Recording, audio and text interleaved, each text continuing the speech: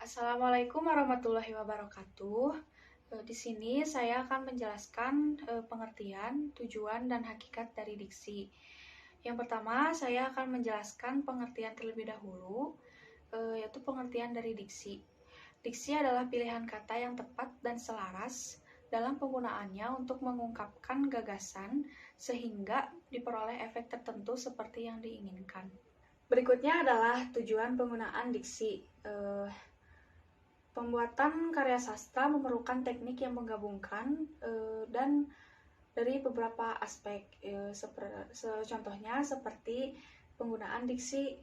Fungsi diksi tersendiri dalam pembuatan karya sastra adalah agar pemilihan kata dan cara penyampaiannya dapat dilakukan dengan tepat sehingga orang lain mengerti apa yang disampaikannya.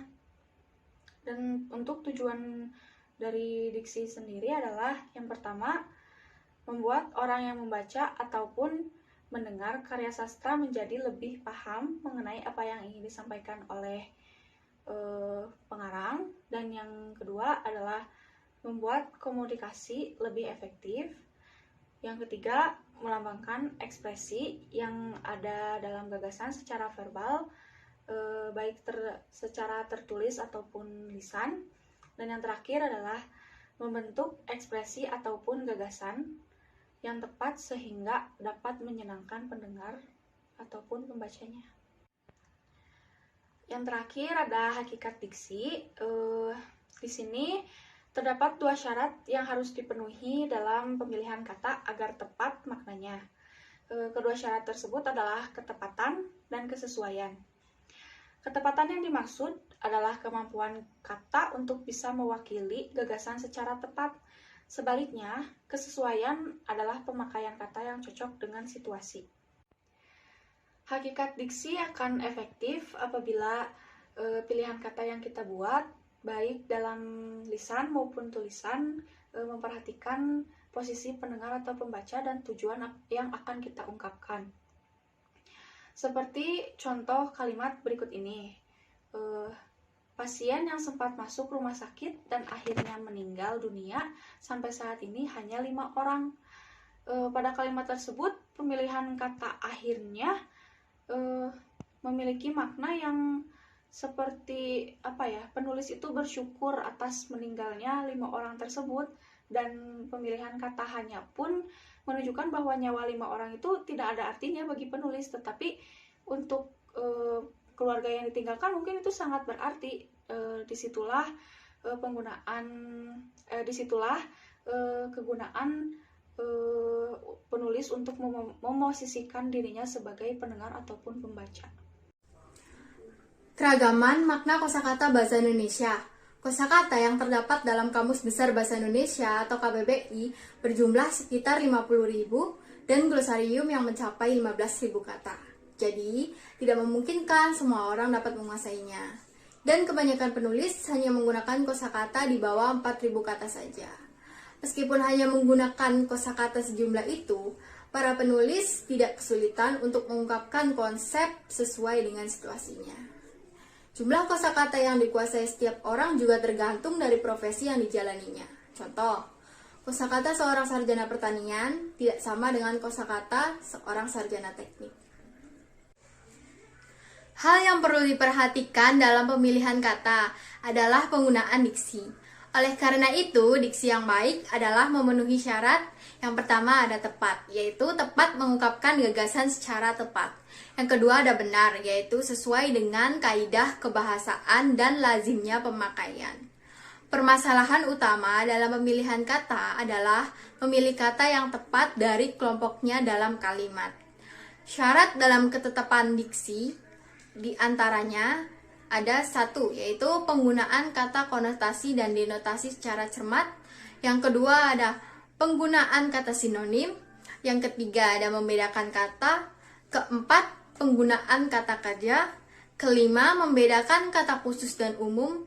Dan yang keenam, memperhatikan pemilihan kata yang tepat. Makna denotasi dan konotasi. Makna denotasi adalah arti kata sebenarnya. Contohnya itu kursi. Dapat dilihat bentuk, bahan, dan modelnya di dunia sekitar kita. Makna konotasi adalah sebuah kata yang memiliki arti lebih dari satu, bisa berarti positif atau negatif, bisa konkret maupun abstrak. Contohnya, kata kursi yang secara denotatif memiliki wujud secara konotatif diartikan sebagai kedudukan atau jabatan. Contoh kalimatnya itu seperti banyak orang menginginkan kursi kepresidenan.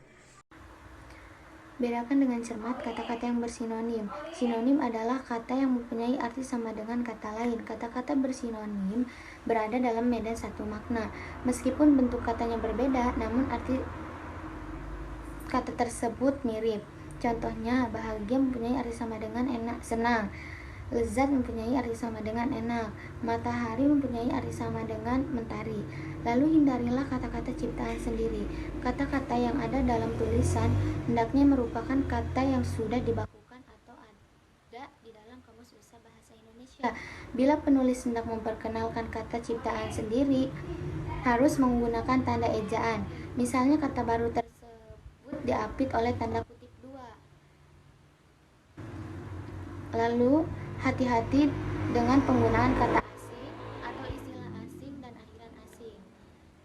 Istilah asing adalah kata yang tidak digunakan oleh orang yang tinggal di sebuah tempat tertentu. Dalam hal ini istilah asing adalah kata atau istilah yang berada di luar bahasa Indonesia. Penulis hendaknya memakai kata yang ada di dalam Kamus Bahasa Indonesia saja. Bila diperlukan, penulis dapat memakai kata asing. Penggunaan kata bahasa asing harus dicermati karena penggalan kata atau imbuhan dalam bahasa tertentu memiliki arti tertentu pula. Contoh, padanan kata istilah asing. Bedakan kata umum dan kata khusus. Seorang penulis harus mampu memadukan dan membedakan antara kata umum dan kata khusus. Kata umum ialah kata yang memiliki makna dan cakupan pemakaian yang lebih luas. Sedangkan kata khusus ialah kata yang memiliki makna dan penggunaan pemakaian yang lebih sempit.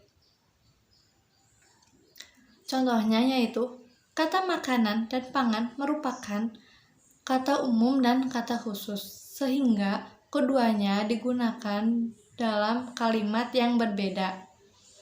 Contoh lain yaitu ayah melihat adiknya yang sedang sakit. Kata melihat merupakan kata umum, sedangkan ayah menengok adiknya yang sedang sakit. Kata menengok merupakan kata khusus. Perhatikan perubahan makna kata. Perubahan makna kata ialah menyempit atau meluasnya makna kata. Seorang penulis harus mempunyai atau memiliki kemampuan dalam membedakan nuansa makna sesuai dengan gagasan yang ingin disampaikan.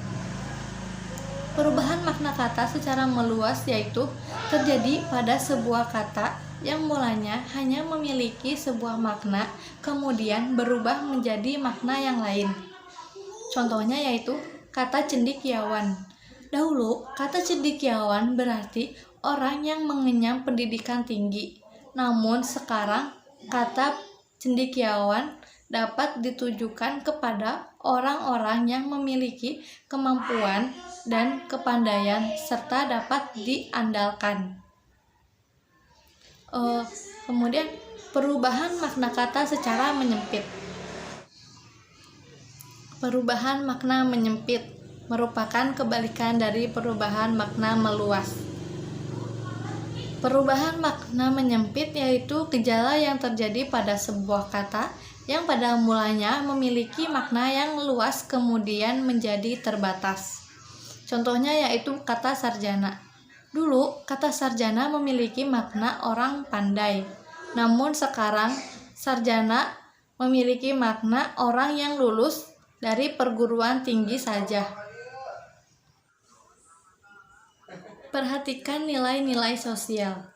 Nilai-nilai sosial ialah nilai yang dianut oleh masyarakat mengenai apa yang dianggap baik dan apa yang dianggap buruk oleh masyarakat.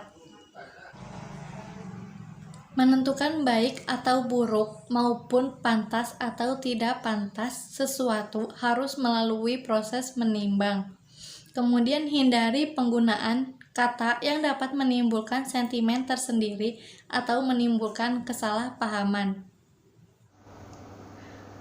Oke, lanjut. Hindari penggunaan kata-kata klise. Maksud dari kata-kata klise yaitu kata klise merupakan kata atau istilah yang terlalu sering digunakan makna atau efek hasilnya memudar. Klise mempunyai 3 hal.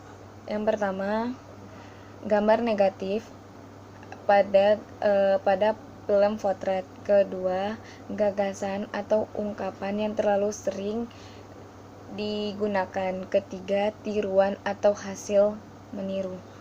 Salah satu contohnya yaitu klise sekali ungkapan, seperti semua akan baik-baik saja. Nah, kata yang seperti itu terlalu sering orang gunakan tanpa benar-benar memahami kenyataan yang ada. Klise dapat juga berarti gagasan atau ungkapan yang terlalu sering diucapkan oleh banyak orang sehingga tidak lagi memiliki kesan istimewanya dan sampai tidak menunjukkan makna hasilnya. Oke, lanjut lagi. Hindari penggunaan kata tidak baku. Maksud dari kata tidak baku ialah kata yang tidak sesuai dengan pedoman atau kaidah bahasa yang telah ditentukan. Sebaliknya, kata baku adalah kata yang sudah benar dengan aturan maupun ejaan kaidah bahasa Indonesia. Ciri-ciri kata tidak baku ialah: pertama, tidak memiliki subjek atau predikat atau keduanya. Kedua, menggunakan kata-kata, frasa atau bentuk lain yang tidak perlu. Ketiga, dapat terpengaruh dengan bahasa daerah atau bahasa asing. Nah, contoh kata baku dan tidak baku seperti apotik dan apotek. Yang benar adalah apotik, kata bakunya. Kata yang tidak bakunya yaitu kata apotek. Oke, lanjut. Contoh diksi yang salah dan benar.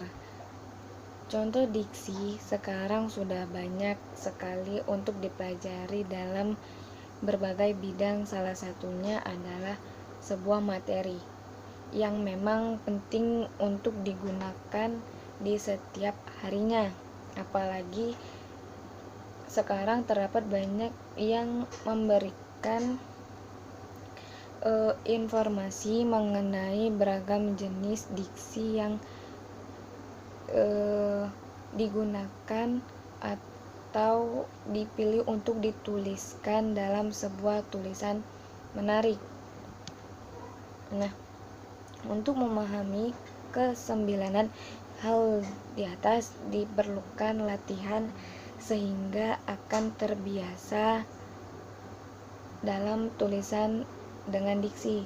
Contohnya seperti Badan Pengawas Obat dan Makanan atau BPOM mewanti-wanti masyarakat agar berhati-hati terhadap penggunaan kemasan makanan dari bahan plastik. Sekian dari kami. Wassalamualaikum warahmatullahi wabarakatuh.